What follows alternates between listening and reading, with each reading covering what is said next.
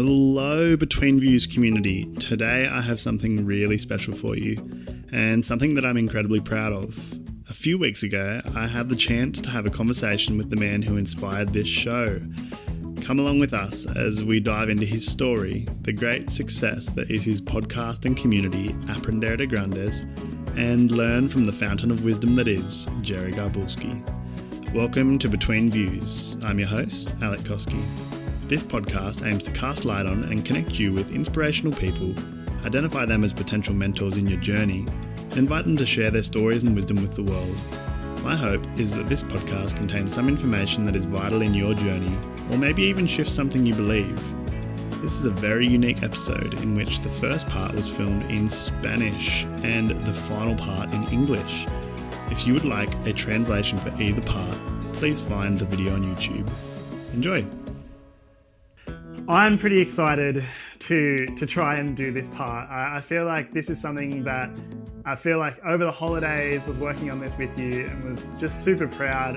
The joy it gave me to feel like I was connecting with you, someone who I really idealize and look up to a lot, was like beyond what you know. It really inspired me. Like my heart was full and I just wanted to get to it every day and work on it and make it good and create something with you. It just felt like the most special thing ever. So I'm so grateful, Gerry, for being able to do that with you. I didn't think of yet. I thought of a way of how we can play. I don't know if you had thought of a way of how we can play too, but I actually, I just put all of the English ones that we made into ChatGPT and said, pick 3. I feel like that was a pretty random way. That sounds like a great way. I don't know if you want to explain what this is about. Let's do it. Let me take a stab at that. Essentially, this is a card game. We have these two right here. It's volume 1 and volume 2. Let me open that up. It's a deck of cards. Each card has a question. I don't know, maybe some people are just listening to this. I'm showing now the cards, but each one has a question that triggers conversations. The idea is to have a way of having conversations that you would not have otherwise. So essentially having a catalyst of conversations. So that's the origin of this little game. And what Alec did over the last few weeks was to translate that from Spanish, which is the original language here, into English, and I helped a little bit, but that it's all Alec's credit for this. So essentially, what I understand, Alex, is that we are going to play the English version of this game for the very first time now. Yeah, world first. So this game is really amazing, and we've been playing this game inside the Aprender De Grandes community, which, by the way, Gerry, was an absolute hit. That was probably, like, not to say anything else was bad, but that was one of the funnest things ever in the club, just to get together with like random people, randomly allocated, and play that game. Wow, I felt so warm and connected, and it was just a beautiful thing to do. So let's do that again. But this game is an amazing thing. If you are interested in having deep conversations and you like to talk about things that aren't just the standard run-of-the-mill kind of questions, and you're willing to go that way with the conversation, like Gerry says, it can extend your time at the dinner table for hours and hours. Yeah, watch out. Disclaimer. Yeah, be careful. Yeah, be careful. Use with care. Make sure you got some time before you want to play. I think we should play. Let's have the first ever round of cards. Are you going to play with your Spanish deck and then just translate it to English? Whatever. Or should I select 3 for you from the... Let's go with the English one. So let's go full with the English one. You can take 3 questions, read them out loud, and we choose 1 or 2 and chat. Okay, here we go. I'm just going to randomly select 3 using ChatGPT. Okay. 3 more. Here we go. The 3 questions are: what activity makes you lose track of time? That's a good one. What would you do if you knew you couldn't fail? And 3, what's the best advice you've ever received? Cool. Well, I did mention in our Spanish conversation a while ago one of the things that make me lose track of time, which is when I teach. When I Yeah. teach, I'm in the zone. I'm in the zone all the time, and it's like going through a tunnel. I mean, that's how it feels to me. It's either when I teach or when I give talks in live audiences, in theaters, on different places, and I enjoy that very, very much. And I think that the feeling of getting into the flow zone is part of that feeling of losing track of time, and that you are doing something meaningful that you enjoy, that you feel that you do reasonably well, but still feel that you need to learn more, so that you focus on what can I do better the next time around, and all of that. Those are things that make me definitely lose track of time. What about you, Alec? Is it when you go surfing, or what? What is it in your case? What makes me lose track of time? I feel like one thing is when you get into that flow state that comes from reading. So I feel like the first 15 minutes I'm very aware of, but once I've sort of gone past this critical point of trying to start doing something, just drop into the book, and you're no longer in your world anymore. You're now submerged in the ideas and the feelings or the story of someone else, and you lose yourself to be a part of the world, especially if they're a really good writer. I find those times when I'm learning about stuff like that, and that kind of turns into a moment of flow, which is like I'll be reading the book, and then something will inspire me, and I'll have to turn off the radio, apagar la radio, and then I got to run over here and like write it on my board, and then I got to write something in my thought it for the first time journal, and then you go back to the book for a little while. That time passes like nothing else. Like I could start at 9 and finish at 4, and is that I would not know. mostly with fiction or non-fiction? What type of book? Not non-fiction, usually like sort of philosophy-based things. I got a bit into like self-help style books, but then I found like anything that's to do with philosophy or adaptations you can make to your visa, to your life, to optimizations that you can do, little tiny things that kind of help you grow. I find those they're so applicable. Like you can get them straight away and then instantly start applying it in your life, and your life is different. And that's one of the things that I just love so much about reading or learning in general, is that especially those type of books, instantly applicable, which makes your knowledge become very powerful straight away, because you're using it. It's instant use. It's kinesthetic because you can start applying it. And I feel like those type of books are my favorite for sure. Cool. It's interesting. I do get the same feeling of going into flow when I read, but it's mostly fiction. With nonfiction, I enjoy reading nonfiction as well, but it's not the feeling of flow or losing track of time. It's the feeling of I'm learning something, I take notes, I highlight different things in the book. But it is with fiction that most often I do go into flow state when I really love, with good writers, as you said. When I get into the story, I become the character of the story, and I live the story throughout. And in fact, when after the second or third chapter, if I don't go into that state, then I drop the book. I don't read it. I just that's not a book for me. I mean, it's not the right timing or the right book, or I'm not the right person for that book. And then I have no problem in not finishing the book. You know, there are people that feel that they have to finish every book they start. That's not my case. I'm a little like that sometimes. Yeah, no, I stopped doing that when I realized that if I don't get into it, maybe it's not the right time or the right book, or maybe I'm not the right person for that book. But it does happen to me. I'm finishing a book now written by an Italian guy, a fantastic book. I'm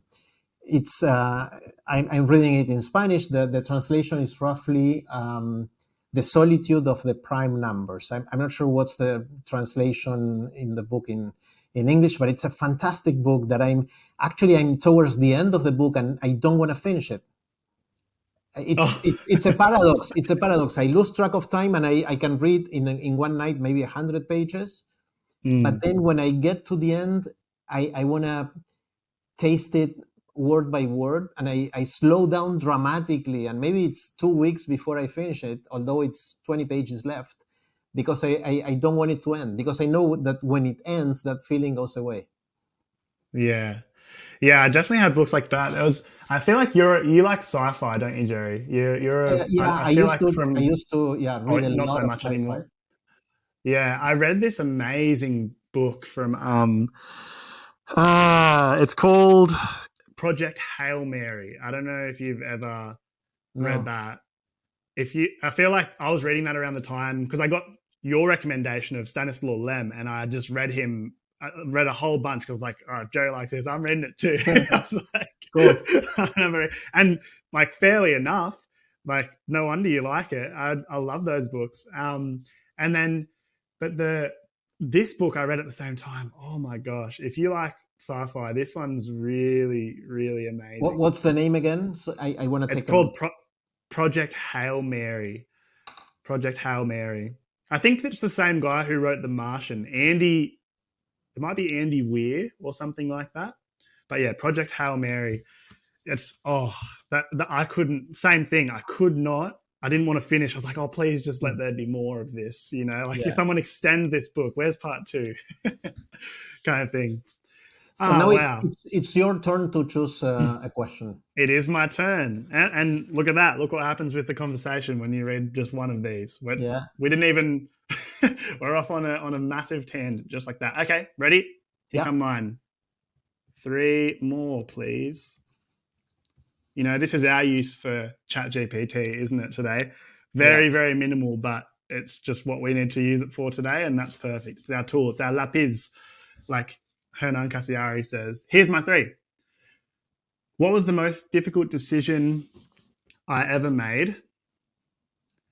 What aspects of your childhood personality do you still have today? And if you could relive any day of your life, which one would you choose? Wow. Wow, wow, wow. The the last one I wish I had an answer for straight away, but I just feel like so many have been so good. Um, Maybe I will choose that one because I've got something come to my mind. Many years ago, I had what I consider still to be one of the most magical moments of my life. Um, I met a couple of guys down in South Africa, and while we were there, we went on this journey that I could never have predicted. They just had a broken down car. We made good friends, and I eventually jumped in the vehicle that they'd restored once it was fixed, and we went out the back country of Peru, and we got to this one point where I would never have done this. This is a thing like I wouldn't have chosen in my life, but by the people I met, I got to go and do it. And we sort of pulled off the road. There's volcanoes all around us, and there's this big, beautiful mountain range. I would have just looked at that and just carried on my way and be like, wow, that's beautiful. Let's go. But simply because of the people that I was with and their ambition just to explore and see and the curiosity for somewhere they didn't know about, we just started walking and we walked all the way up to the top of this mountain. And we were just like, oh, we'll just walk for half an hour. We'll just do half an hour. And then it turned to 1 hour, 2 hours, 3 hours. And we're 3.5 hours up this mountain, still traversing to the top. And we get there and we find this spot that do you know Rainbow Mountain in Peru? Have you ever seen the pictures of Rainbow Mountain? No. It's like there's like 7 or 8 different minerals down the face of this Oh, okay. mountain. Is Like a that lot in of people Peru? go there. We have some of those in Argentina, but maybe in Peru they have Yeah, this one. I'm sure they exist all over. And this was proof of it because when we got there, we basically found our own Rainbow Mountain, but no one there. You know, found it to ourselves. And we sat there, we ate a cheese sandwich at the top. It was like an alien world up there. And then when we came back down, our van was all stuck onto this bush. We had accidentally driven it up onto this super hard desert bush, and we had to spend all this time just like cranking it up with a tiny little jack that didn't even fit the ambulance that we were driving around in. And the moment that I feel like was really special was we were in pretty bad shape. It was getting super cold out, dropping down to zero. But instead of trying to solve the problem, which we'd been on for like 2 hours or so, the beauty that came over the volcanoes and the mountains at sunset just made everyone stop. it was a bad situation, cold, like in terms of cold, but the beauty was enough to distract us from our peril. And I feel like everyone just walked off and just kind of stood in the freezing cold looking at this like silhouette of a volcano and taking photos. And even one of the guys just started writing a few things about it.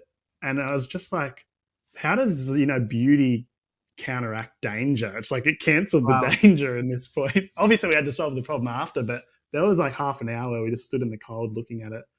If I could relive that day, I would relive that day. Cool. That was really worth doing again. That's cool. How about I'm you, think, Gerry? yeah, Do you have one? I'm thinking, I have many days that I would relive. I have two sons. The day each of them was born was just magical. I would relive Mm, them many, many times. Um, there are many days. Yeah, some of the memories that I treasure the most have to do with connection with people. Sometimes when I'm traveling, sometimes at home, sometimes just walking around in the city with a friend. There's, small things that make that day memorable and a day that I would definitely like to relive at some point. Um, mm, so there are many. Probably, my top two are when Julian and Leandro were born, Lily and Julie. But I probably have many more. I had the misfortune of losing a very close friend, but I had the mm, opportunity of having a hour-long conversation with her just hours before she died. That's mm, another moment that I would relive forever. Um, mm. yeah, those are the ones that come to mind now. If you ask me again in an hour, I probably have others, but Cheers, another. Yeah. yeah, Wow. Two very, very special moments to hold on to. And, I feel like days where it's not so good or it's hard, those are the things you think of and you're like, it's all right. Really good stuff happens sometimes. yeah, exactly. Yeah. Thank you for sharing. Wow. There we go. First ever game of Aprender De Grandes cards in English. Yeah, in English. Yeah. Learn from the greats cards. Yeah, I don't know how we should come up with a good name. Learns from the great. That's only one interpretation of the name in Spanish. So we need to Yeah. find the, Yeah. I don't know. Let's think about it. What's Okay. the right name in English? Sounds good. Sounds good. All right. I've got here. We're coming sort of to the end, Gerry. It makes me quite sad, but also joyous. I think for me, this is a moment that I'll think back on for a long time. Cool. This feels really special.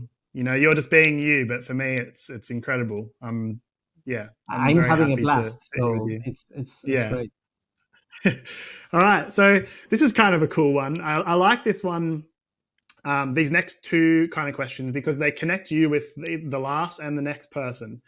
And this is kind of, I wrote on a little board here that I've had for years. It says conectar otros. I wrote that in some kind of flow years ago as that being my primary goal in life. And this is the part where I'm trying to figure out how that all works. And the question is, if you could nominate anyone at all, who would be the next Between Views guest? Who do you think, if you were a host sitting here in my position, you sort of get the theme of Between Views, who would it be, and what would you actually ask that person? So first, who the person would be, and then what the question is, right? And what would you ask him if you could ask him Yeah. anything? I'd go with Derek Sivers. Derek Derek Sivers. Sivers. Okay. Um, he grew up in the U.S., but then he traveled the world. He last time I checked, he was living in New Zealand actually, Yeah. and he's been all over the place, and he thinks in a way that I like a lot. He thinks and he Mm. communicates in a way that I admire very much, and I would Mm. love to hear a conversation between you and him. Um, he's very articulate. he thinks clearly about things that I think are important in life. He's a good thinker and he's a great communicator. He wrote several books. He has a podcast. He has a great site where he shares what he's up to and things like that. And I would ask him the Aprender De Grandes question. So the open-ended question is, if you had to summarize it in just a few minutes, what would you say is what you learned doing what you do? That's the Aprender De Grandes question. Rephrase it in a more appropriate way to each of the persons that I talk to, but essentially is that. If you had to, capture in few words or in a few sentences, what's the gist? What's the core of what you learned doing what you do in life? How would you communicate it? And he's great at that. So I would very much look forward to hearing what he has to say about it. All right. Well, you put it out there. We'll never know what will happen. I've got a few things to work on now, Gerry, actually, after this after this conversation. First of all, 15 people. You can make it 20 if you want. I don't mind the challenge. No, I'm fine with 15. 15. With 15 people in the Aprender De Grandes club in Australia that would go to a single city, then I get on a plane and go there. Brilliant. All right, Gerry. I'll get to work on that one, and I'll get to work on, I might even reach out to Derek Sivers. So let's see what happens. Now someone has asked you a question, Gerry. Someone has asked you a question. And I love this one because it can be so random, the combination of people that are unofficially asking each other a question. And this one, also a guest that I'm very proud to have had on the show. By pure chance, I was taking care of the daughter of Mike Henry, who is the co-producer and voice of Cleveland Brown in Family Guy from the United States. So a pretty big show. And he asked you, without knowing who you'd be, he asked you, what can you yourself do to further your own search for that thing that gives you energy and inspiration? And how can you make it so that helps other people? Wow.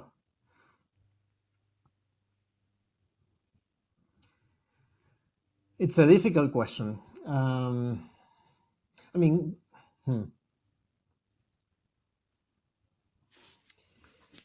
I think prioritize what's important for you. Don't do things because you want to please other people. Do things because you enjoy them, because you think that's the best use of your time, and then share them. And let other people decide. If they want it, fine, welcome. You're welcome to be part of the club or whatever it is. And if you don't, that's fine as well. Don't try to please others. I think that's the one of the worst things we can do in life. Try to please others.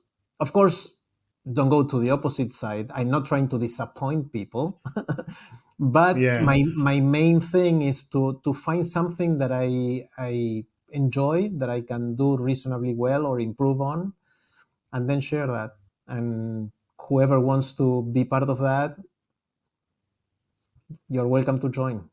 I think that's my main, I'd say, philosophy for this journey. Wow, very sage advice. And I feel like advice we all land on a lot of the time, but in practice can be a little trickier. I feel like sometimes once we get the expectations of our peers who we love and admire, it becomes a tricky game because there's emotions and connections and relationships at play. But I'm hearing you, Gerry, and I think we all know that to be true. The practice part is sometimes the hardest part. But I feel like the more courage you have, the more you can practice it. Yeah, I think the problem is that we human beings take too seriously what other people think of us. So recognition plays a big role in our choices in life. We end up doing whatever we feel that people we love and we care what they think will think of us. Yeah. And that's not bad, but it can be bad if you do it too much and you base your decisions just on that. I think drafting or thinking of a journey for yourself, and you making the decisions, not caring too much what other people think, is healthier and better in all the time frames, short, medium, and long term. That's the way I see it, anyway. Do you have like a moment where that happened for you? It was like a super hard one, and you had to be like, everyone wants me to do this, but you know what I'm doing? I'm going to go ahead and do what I think. Is there a moment in your life that was the Well, I have mixed feelings with when I was in college. I cared too much about grades. I did pretty well, but I always wonder, what if I didn't care that much about grades and only cared about learning? I think they are somewhat correlated, but not 100%. Because sometimes you end up studying to get a good grade and not necessarily to learn, to maximize learning. And one of my sons, Julian, is quite the opposite. So he challenges me on that, on the way I was as a student back then. He doesn't give a shit about grades. But I mean, I think he goes to the other extreme. He only cares about learning. It's not that he doesn't care. He cares about something else, which I think is healthier, but we live in a world where recognition plays a role in what we can achieve later. So I'm not sure what the right balance between those two things are. I mean, really growing yourself and getting recognition from others. So I go back and forth, and I'm not sure what the right balance is, but at least I ask myself the question. Wow. How could he not be paying so much attention to learning with a dad like you? I mean, I did pay attention to learning, but I also paid attention to getting good grades. And that's why I'm thinking, was that the right thing to do? Or could I have learned even more had I not paid attention to grades? That's the question. And I feel like in the end, both paths kind of lead you to the same place in a way. Like you could focus really on grades, get the recognition, get to where you need to be, or you could learn a whole bunch. Maybe it's not the same place, but similar type of recognition might come from being a very learned person who teaches and shares. Yeah, it could be. Mm-hmm. So would you tell yourself to focus more on learning then? Say that again? Would you tell yourself to focus more on just learning rather than the grades if you could talk to you? I'm not sure. Because many of the things that I achieved later were assisted by my good grades. So I got to go to MIT, and there I got in part because I had good grades. And that allowed me to learn more than had I gone somewhere else. Maybe. Right. I don't know. Right. And I say this a lot of the time. It seems like the monetary and recognition-based career choice at first gives you a super strong foundation to then do lots of learning later. Whereas I think sometimes if you go the opposite direction, it might be a little bit more of a battle. That's my theory anyway. Yeah. But time will tell. I'd be interested to see. Yeah.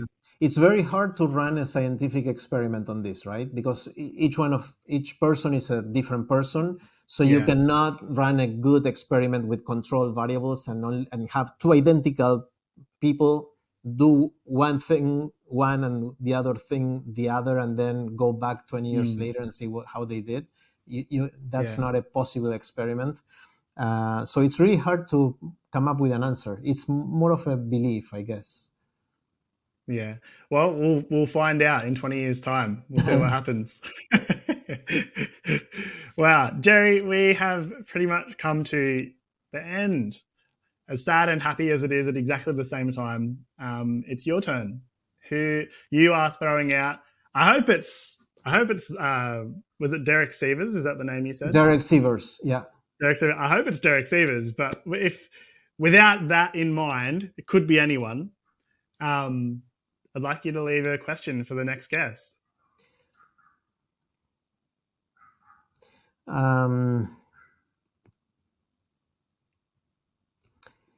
My question for the next guest is a question that I received from my son a couple of years ago that made quite a bit of impact on me. So the question for the next guest is, what do you think about while you brush your teeth? That's a good question. What do you think about while you brush your teeth? I often think about the number of times I've brushed. It's interesting because when Julian asked me that question, I had my immediate answer, but then I became conscious about the process of, and I thought about it while I was brushing my teeth the following days, and I realized that my initial answer was completely wrong. That's not what I think of. Oh, really? I mean, because you have a perception of, it's more what you should be thinking of, or what you think you're thinking of, but not the real thing. So it's something it's a good question to trigger observation of your own behavior. Yeah. Okay. So just because it's like 2 times a day, roughly 2 minutes at a time almost, and you get to check in with where you're at. Yeah. I mean, and my answer later, after paying attention to that, was that sometimes I daydream. I mean, I have this flow of mind, the typical flow of mind, that this voice that talks to ourselves and talks with ourselves and things like that. And sometimes I became conscious of that, of the feeling of brushing my teeth, and more of a meditative way of connecting with your feelings in the moment, your senses and all of that. So I went back and forth between those two, either daydreaming or trying to meditate through brushing my teeth. And it's a good way to try and to be present and mindful for a second as well. And because it happens so frequently and regularly, it's the same place, same time almost, and you can connect with where you are and just reset. Yeah, in fact, most of the meditation techniques have to do with that. I mean, you connect with one thing that is happening to you, either your breath, your feelings, your senses, something. And in this case, you could, given the fact that you do it, as you said, 2 or maybe 3 times, or whatever number of times you brush your teeth every day, and you do it for a few minutes, that's a great way of meditating without having to add time to your agenda. That's right. Rather than carving out 20-30 minutes morning and night, you just do it while you're walking or brushing your teeth or showering or something like that. I feel like that fits in better with normal life too. Yeah, absolutely. Well, Gerry, we've made it to the end. And cool. I want to say thank you. We've been going here for almost a couple of hours now, and I could just continue. I could just ask. I have so many questions come to my mind about all this stuff we've talked about, but I'm very, very grateful to have had you on Between Views. And in case people didn't know this in the English part of the show, I'm going to say now, like, this show was actually it's kind of a dedication to Gerry's image in a way. Like, it's just, I was inspired by what he did, and we talked about covers, and this was my cover of Gerry. So to sit with you at the end of a year of trying to do this and put it all together is a real present. It's a real gift. And Gerry, I just want to say thank you so much for your time, and thank you so much for your energy and your information and your ideas. And I just can't wait to hear more of them in the future. Thank you, Alec. I enjoyed it very much. And I'm looking forward to seeing you in person, either in Australia, in Argentina, or somewhere else in the world. I'm very much looking forward to that. Early promotion. First 15 people to sign up to the Between Views Clubs Australia will get to see Gerry in person in Sydney. Cool. Nice. Thanks, Gerry. Bye for now. My pleasure. Bye-bye. Thank you for listening to the final part of our interview with Gerry. I can't begin to express how grateful I am to have found his podcast many years ago, let alone have him as a guest on Between Views. Thank you, Gerry. Let us know what you thought online or in the comments. Next, if you're a star, why not leave some for us wherever you're listening and make our night sky dazzle? If you thought that was lame, then so's leaving no stars. This genuinely helps us to get discovered by new listeners and is kind of like saying thank you in the podcast world. So if you enjoyed this at all, please leave some stars and we can keep on making some episodes. In other news, Between Views is always looking for collaborators. If you want to join the team and create something together, or if we can help you on your project, then please reach out on Instagram. Finally, if you know someone who deserves to be interviewed or just have some feedback, then send us an email at betweenviewsbv@gmail.com or message us on Instagram. Thanks again and see you soon. Between Views.